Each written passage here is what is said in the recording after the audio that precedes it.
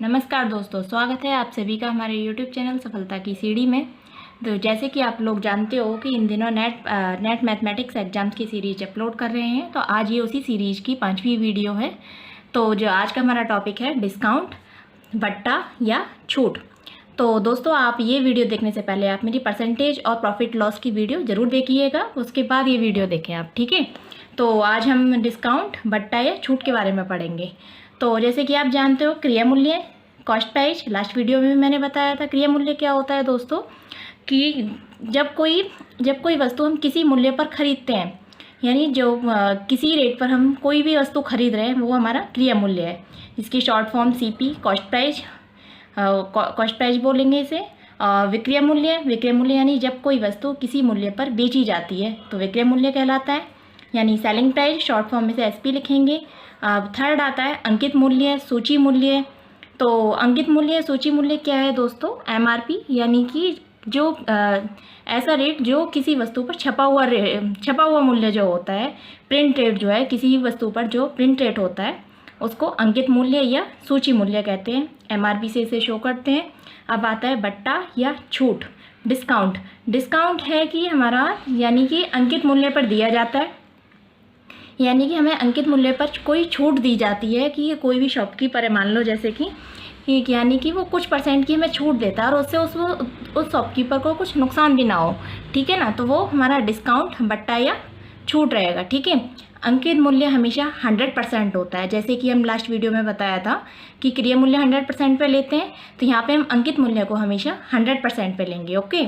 तो इसमें कुछ फॉर्मूलेज हैं, जैसे अंकित मूल्य क्रिया मूल्य इंटू 100 प्लस लाभ % अपॉन 100 माइनस बट्टा प्रतिशत। और अंकित मूल्य को फिर ये इसी तरीके से फिर से निकाल सकते हैं। अगर हानि दी हुई हो तो क्रिया मूल्य मल्टीप्लाई 100 माइनस हानि का प्रतिशत अपॉन 100 माइनस बट्टा का प्रतिशत, ठीक है ना। और ये शॉर्ट ट्रिक में कुछ फॉर्मूले हैं। विक्रय मूल्य निकालना हो तो अंकित मूल्य इंटू विक्रय मूल्य का प्रतिशत अपॉन अंकित मूल्य का प्रतिशत। आगे कुछ क्वेश्चन सॉल्व कराऊंगी यहीं से। और अगर हमें अंकित मूल्य निकालना हो तो विक्रय मूल्य मल्टीप्लाई अंकित मूल्य का प्रतिशत अपॉन विक्रय मूल्य का प्रतिशत। आइए चलो कुछ क्वेश्चन करते हैं हम डिस्काउंट के ऊपर। तो क्वेश्चन में दिया है हमें, एक व्यापारी वस्तु पर 1400 रुपये अंकित करता है। एक कोई व्यापारी है, किसी वस्तु पर 1400 रुपये अंकित करता है और उस पर 20% का बट्टा देता है। तो वस्तु का विक्रय मूल्य ज्ञात करें। यानी कि कोई वस्तु है, 1400 रुपये उसका प्रिंट रेट है, 20% उन्होंने डिस्काउंट दिया है। तो ये बता रहा है कि मतलब वस्तु का विक्रय मूल्य क्या होगा, वो किस रेट पर वस्तु को बेचेगा। तो पहले हमें जो वस्तु का जो भी दे रखा है क्वेश्चन में, वो हम नोट करेंगे। तो यानी कि अंकित मूल्य MRP दिया हुआ है हमारा 1400 रुपये, MRP 1400 रुपये, ठीक है। और डिस्काउंट दिया है हमें 20%। विक्रय मूल्य पूछ रहा है, यानी कि सेलिंग प्राइस पूछ रहा है, ठीक है। तो जैसे कि हम लोग जानते हैं MRP को हमेशा 100% में लिया जाता है और डिस्काउंट दिया है इन्होंने 20%, तो यानी कि इसमें से 20% घटा है इन्होंने, ठीक है। तो सेलिंग प्राइस होगा हमारा 100 माइनस 20, यानी कि 80%, ठीक है ना।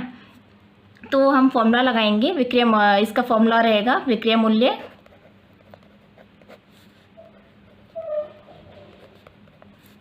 अंकित मूल्य मल्टीप्लाई विक्रय मूल्य का प्रतिशत अपॉन अंकित मूल्य का प्रतिशत। तो अंकित मूल्य कितना दिया हुआ है हमारा 1400 रुपये, विक्रय मूल्य का प्रतिशत 80% और MRP का 100। 2 जीरो से 2 जीरो कैंसिल, इन दोनों का मल्टीप्लाई करोगे तो आंसर आ जाएगा 1120 रुपये, यानी कि वस्तु का विक्रय मूल्य हमारा 1120 रुपये है, ठीक है। चलिए अब नेक्स्ट क्वेश्चन करते हैं। एक वस्तु का अंकित मूल्य 500 रुपये है। एक वस्तु का अंकित मूल्य 500 रुपये है, उस पर 10% की छूट देकर भी 20% लाभ कमाता है। तो वस्तु कितने में बेची है? यानी कि एक वस्तु है जिसका अंकित मूल्य 500 दिया है, उस पर 10% डिस्काउंट देने के बाद भी उसे 20% प्रॉफिट होता है, तो वस्तु कितने में बेची है इसमें, ठीक है ना। तो हमारा MRP कितना, प्रिंट रेट कितना दिया हुआ अंकित मूल्य 500,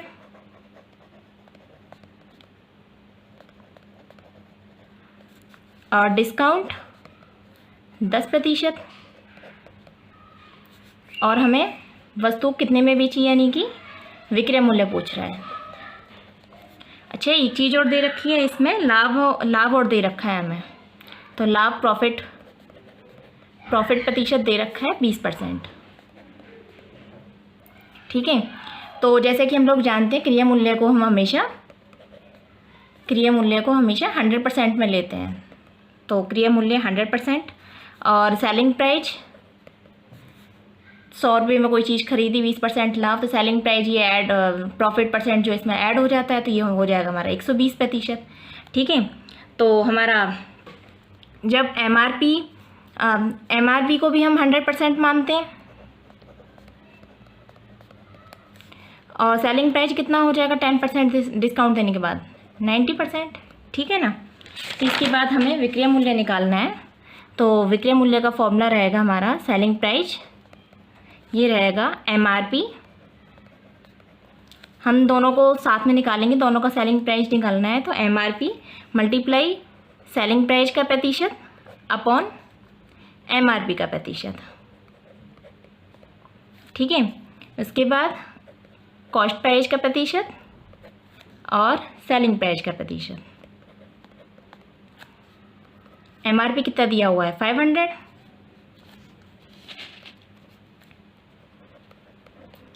और MRP के हिसाब से सेलिंग प्राइस का प्रतिशत कितना है 90, और MRP का प्रतिशत 100, कॉस्ट प्राइस का प्रतिशत कितना है 100%, और सेलिंग प्राइस का प्रतिशत कितना है 120। अब इसको काट देंगे,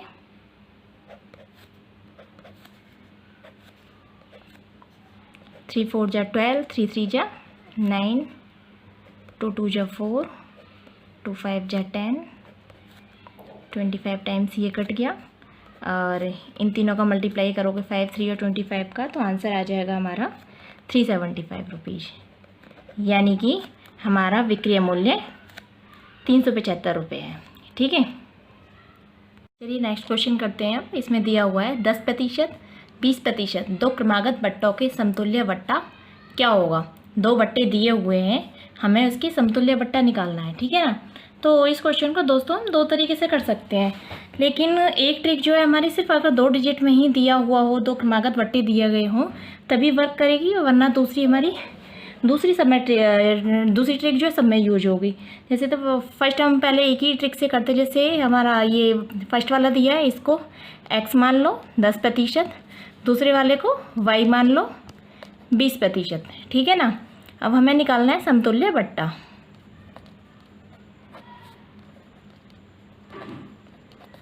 इसका फॉर्मूला होता है हमारा x प्लस वाई माइनस के XY अपॉन 100, ठीक है ना। तो x plus y 10 plus 20 minus 10 into 20 upon 100, 20 10 30, दोनों का मल्टीप्लाई करोगे 200 हो जाएगा, और 100 ये रहा, 2 0 से 2 0 कैंसिल, 30 में से 2 माइनस करोगे 28% आ गया। ये है कि जब दो क्रमागत बट्टे दिए गए हों ये ट्रिक तभी वर्क करेगी। लेकिन हमारा दूसरा तरीका है, तो उसमें चाहे दो बट्टे दिए गए हों या 3 दिए गए हों, वो सब में यूज होगी, ठीक है।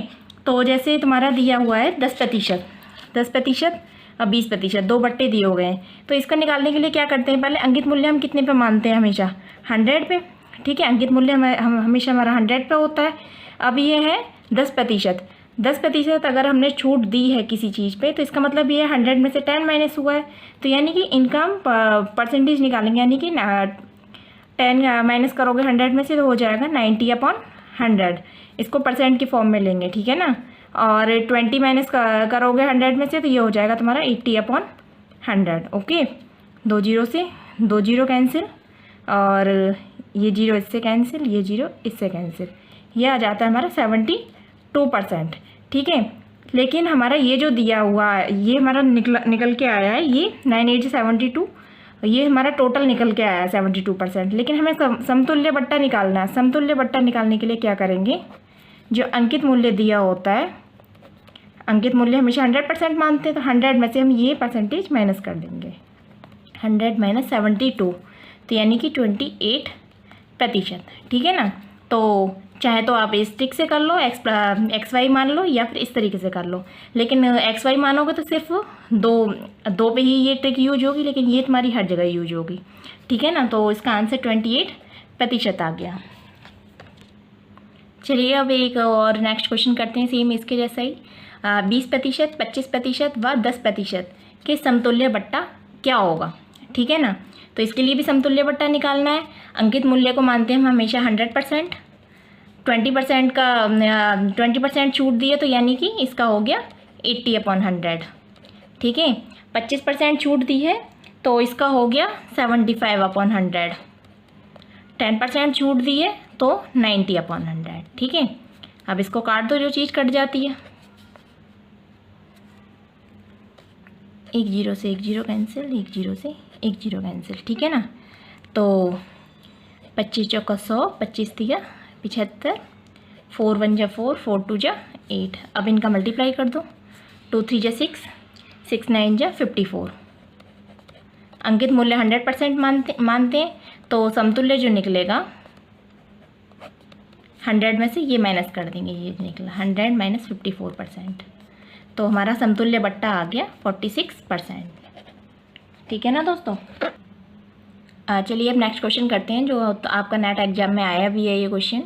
तो इसमें दिया हुआ है किसी वस्तु का लागत मूल्य पर कितना प्रतिशत बढ़ाकर अंकित किया जाए कि उस पर 10% की छूट देने के बाद भी 44% का लाभ प्राप्त होता है। यानी कि कोई भी वस्तु है, अब वो ये कह रहा है कि इसकी जो लागत मूल्य है, यानी जो उस पर कॉस्ट जो खर्च किया है हमने, जो लागत मूल्य है, उस पर कितना % बढ़ा के हम उसको प्रिंट करें, उस रेट को कितना अंकित करें कि उसे अगर वो 10% छूट देता है उसके बाद भी उसे 44% का लाभ हो जाए।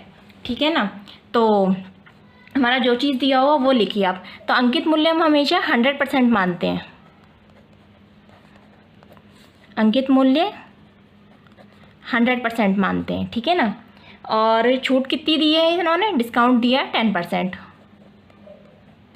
छूट दी है इसमें इन्होंने 10%। ठीक। और लाभ दिया है 44%। और ये पूछ क्या रहा है, लागत मूल्य पर कितना प्रतिशत बढ़ाया जाए। तो यानी लागत मूल्य पर ये बढ़ा हुआ प्रतिशत पूछ रहा है, तो लागत मूल्य पर प्रतिशत हमें निकालना है।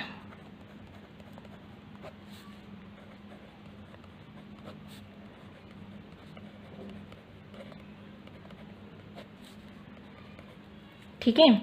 तो इसको निकालने का तरीका रहेगा जैसे जो भी, तो छूट है हमारी 10%, लाभ है 44%। ठीक है। तो लागत मूल्य पर प्रतिशत पूछ रहा है, तो हमारा छूट 10% हो गया, लाभ 44%। पहले इन दोनों को प्लस कीजिए, 10 + 44, क्योंकि इतना ही तो इसके लागत मूल्य से एक्स्ट्रा गया है। ठीक है ना। और अपॉन में रहेगा हमारा 100% अंकित मूल्य होता ही है, और छूट कितनी दी है 10%, तो 100 - 10 कर दो, और प्रतिशत पूछ रहा है तो मल्टीप्लाई 100 कर दो। ठीक है। लागत मूल्य पर प्रतिशत निकल आएगा। 10 और 44 को प्लस करोगे तो ये हो जाएगा 54, 100 में से 10 माइनस करोगे तो हो जाएगा 90, मल्टीप्लाई 100। एक जीरो से एक जीरो कैंसिल, 9 6 जा 54। तो यानी कि लागत मूल्य पर प्रतिशत आ गया हमारा 60%। ठीक है ना। अब नेक्स्ट क्वेश्चन आता है, इसमें दिया हुआ है तुम्हारे चीनी तथा पानी के 12 लीटर के घोल में 4% चीनी है, और घोल को गर्म करते हैं तो वाष्प द्वारा 2 लीटर पानी उड़ जाता है। ठीक है ना। तो शेष घोल में कितने प्रतिशत चीनी है।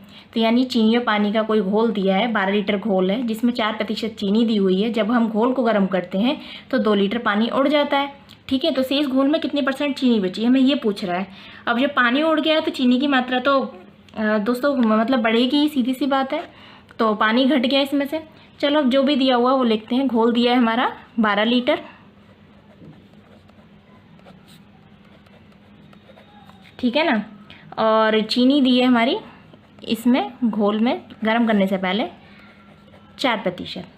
ठीक, घोल को गर्म किया, घोल को गर्म करने पर हमारा पानी, शेष पानी जो उड़ गया, जो पानी हमारा यानी कि उड़ा हुआ, बाष्प में उड़ा हुआ पानी,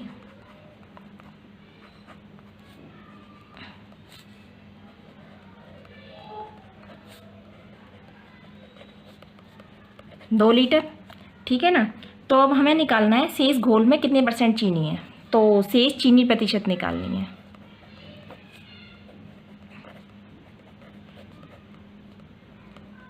देखिए पहले चीनी थी कितनी, 12 लीटर घोल था, घोल जितना भी था, और चीनी हमारी 4% थी, 12 × 4, और हमारा घोल में से कितना बचा, 12 लीटर हमारा टोटल घोल था, दो इसमें से 2 लीटर पानी उड़ गया। ठीक है, तो 12 4 जो 48, 12 में से 2 माइनस करोगे तो 10 हो जाएगा, डिवाइड करोगे तो यानी कि 4.8%, यानी कि 0.8% चीनी की मात्रा इसमें हमारी बढ़ गई।